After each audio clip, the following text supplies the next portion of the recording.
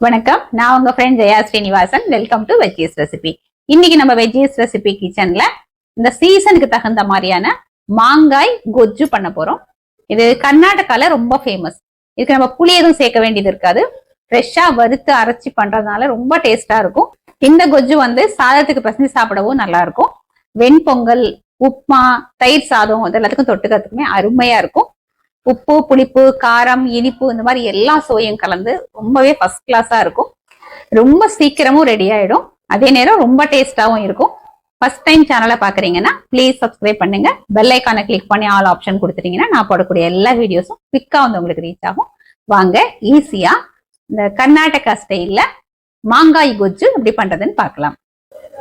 ஒரு medium size மாங்காய் எடுத்துட்டு இருக்கேன். இதை நல்லா வாஷ் பண்ணிட்டு தோல் சீவிட்டு இன்னும் பெரிய பெரிய பீசஸா நம்ம கட் பண்ணி எடுத்துக்கணும். ஸ்டவ்ல ஒரு கடாய் வச்சிருக்கேன். 1 டேபிள் ஸ்பூன் எள்ளு சேர்த்துக்கலாம். கருப்பு எள்ளு, வெள்ளை எள்ளு நம்ம விருப்பம் தான். எள்ளை நல்லா வறுத்துக்கலாம். எள்ளு நல்லா வறுபட்டாச்சு. இப்போ ஸ்டவ் ஆஃப் பண்ணிட்டு இதை வேற பிளேட்டுக்கு நம்ம டிரான்ஸ்ஃபர் பண்ணிக்கலாம். ஸ்டவ்ல அதே கடாய் வச்சிருக்கேன். 1 டீஸ்பூன் எண்ணெய் சேர்த்துக்கலாம். எண்ணெய் சூடானது ஒரு சின்ன கட்டி பெருங்காயம். முடிஞ்ச வரைக்கும் கட்டி பெருங்காயம் சேர்த்துக்கோங்க. ஏன்னா இந்த கொஜ்ஜுல பெருங்காய வாசனையும் வெந்தய வாசனையும் நமக்கு தூக்கலா இருக்கணும். அப்பதான் நல்லா இருக்கும். பெருங்காயம் நல்லா பொரிஞ்சதும் 1/4 டீஸ்பூன் வெந்தயம், 1 டேபிள் ஸ்பூன் கடலைப்பருப்பு, 1 டேபிள் ஸ்பூன் உளுத்தம்பருப்பு சேர்த்துக்கலாம். 4 காஞ்ச மிளகா, 2 காஷ்மீரி மிளகாய். இது ஆப்ஷனல், கலருக்காக நான் சேர்க்கிறேன். பருப்புலாம் நல்லா செவந்து மிளகாயும் நல்லா வறுபடணும். அது வரைக்கும் நல்லா வறுத்துக்கணும். பருப்பு நல்லா செவந்தாச்சு, மிளகாயும் நல்லா வறுபட்டாச்சு. 3 டேபிள் ஸ்பூன் தேங்காய் துருவல் சேர்த்துப்போம். இப்ப ஸ்டவ் ஆஃப் பண்ணிக்கலாம். இந்த சூட்லயே தேங்காயை வறுத்துக்கலாம். தேங்காய் ரொம்ப வறுபடணும்னு அவசியம் இல்லை. அதுல இருக்கிற ஈரம் குறைஞ்சா போதும். இது சூடாறினதுக்கு அப்புறம் மிக்சி ஜார்ல போட்டு ஃபர்ஸ்ட் ட்ரையா அரைச்சிக்கோங்க. அதுக்கப்புறம் கொஞ்சம் தண்ணியை சேர்த்து பேஸ்டா நம்ம அரைச்சி எடுத்துக்கலாம். நம்ம வறுத்தது எல்லாமே சூடாரியாச்சு. நான் மிக்சி ஜார்ல எடுத்துட்டு இருக்கேன். மிளகாயை பாருங்க, அது காம்பெல்லாம் எடுத்துட்டு சேர்த்திருக்கேன். இதோட நம்ம வறுத்து வச்சிருக்கிற எள்ளையும் சேர்த்துக்கலாம். இது ஃபர்ஸ்ட் பவுடரா அரைச்சிட்டு அதுக்கப்புறம் நம்ம தண்ணியை சேர்த்து பேஸ்டா அரைச்சிப்போம். ஸ்டவ்ல அதே கடாய் வச்சிருக்கேன். 2 டேபிள் ஸ்பூன் நல்லெண்ணெய் சேர்த்துக்கலாம். எண்ணெய் சூடானதும் 1/4 டீஸ்பூன் வெந்தயம், 1 டீஸ்பூன் கடுகு. கடுகு வெடிச்சு வெந்தயம்லாம் பொரிஞ்சதுக்கு அப்புறம் 1 டீஸ்பூன் கடலைப்பருப்பு, 1 டீஸ்பூன் உளுத்தம்பருப்பு, 1/4 டீஸ்பூன் பெருங்காயம், மிளகாய். இது 2ஆ உடைச்சு போட்டுக்கலாம். கொஞ்சம் கருவேப்பிலை. பருப்பு செவந்து வரட்டும். பருப்புலாம் செவந்ததும் நம்ம கட் பண்ணி வச்சிருக்கிற மாங்காய் பீசஸ் சேர்த்துப்போம். இந்த மாங்காய்க்கு தேவையான அளவு உப்பு, 1/4 டீஸ்பூன் மஞ்சள் பொடி. இந்த எண்ணெயில மாங்காயை வதக்கி விட்டுக்கலாம்.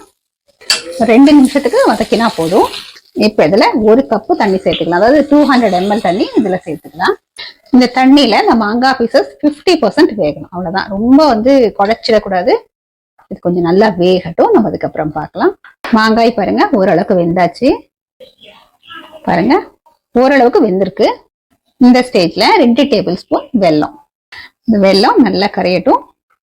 நான் பக்கத்துல காமிக்கிறேன் பாருங்க. இந்த போர்ஷன் நல்லா கண்ணாடி மாதிரி இருக்கு, வெந்திருக்கா? அது இன்னும் கொஞ்சம் வேக வேண்டியதா இருக்கு. இந்த ஸ்டேஜ்ல தான் நம்ம வெல்லம் சேர்க்கணும். வெல்லம் சேர்த்ததும் நம்ம வருத்தம் இல்லையா, அது பாருங்க நான் அரைச்சு வச்சிருக்கேன். இந்த பேஸ்டையும் சேர்த்துக்கலாம்.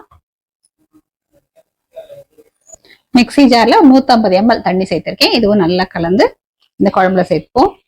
நம்ம மாங்காய்க்கு மட்டும் உப்பு போட்டிருக்கோம். இப்ப குழம்புக்கு உப்பு போட்டுக்கலாம். எல்லாத்தையும் மிக்ஸ் பண்ணிக்கலாம். இந்த மாங்காய் கொஜ்ஜோட கன்சிஸ்டன்சி எப்படி உங்களுக்கு வேணுமோ அதுக்கு தகுந்த மாதிரி தண்ணி சேர்த்துக்கணும். இந்த மாங்காய் கொஜ்ஜு பாருங்க, இதோட கன்சிஸ்டன்சி இந்த மாதிரி இருக்கு. இது கொதிக்கும் போது இன்னும் கூட திக்காகும். நமக்கு இந்த கொஜ்ஜு எந்த மாதிரி ஒரு கன்சிஸ்டன்சில வேணுமோ அதுக்கு தகுந்த மாதிரி நம்ம தண்ணி சேர்த்துக்கணும். இது இப்ப நல்லா கொதிக்கட்டும். நம்ம அரைச்சி சேர்த்திருக்கோம் இல்லையா, அதோட பச்சை வாசனை எல்லாம் போகட்டும். கொஜ்ஜு நல்லா கொதிச்சு இந்த பச்சை வாசனை போயாச்சு. கன்சிஸ்டன்சியும் கரெக்டா இருக்கு. இது சூடு ஆறும் போது இன்னும் கொஞ்சம் கூட திக்காகும். மாங்காய் பீசஸ் கூட பாருங்க கரையாம சாஃப்டா வெந்திருக்கு, பர்ஃபெக்டா இருக்கு. இப்ப ஸ்டவ் ஆஃப் பண்ணிட்டு இந்த கொஜ்ஜை நம்ம வேற பவுலுக்கு மாத்திக்கலாம். வறுத்து அரைச்ச மாங்காய் கொஜ்ஜு சர்விங்க்கு ரெடி. மாங்காய் கொஜ்ஜு ரொம்ப குவிக்கா ஈஸியா ரெடி பண்ணிட்டோம். இது இன்னைக்கு நம்ம சாதத்துல பிசைஞ்சு டேஸ்ட் பண்ணி பார்க்க போறோம். சூடான சாதம் எடுத்துட்டு இருக்கேன்.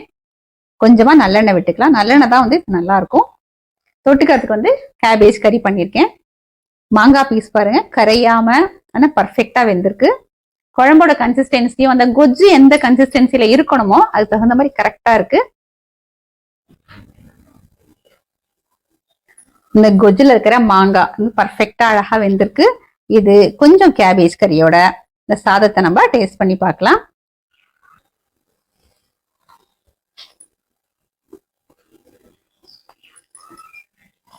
ஃபர்ஸ்ட் கிளாஸா இருக்கு.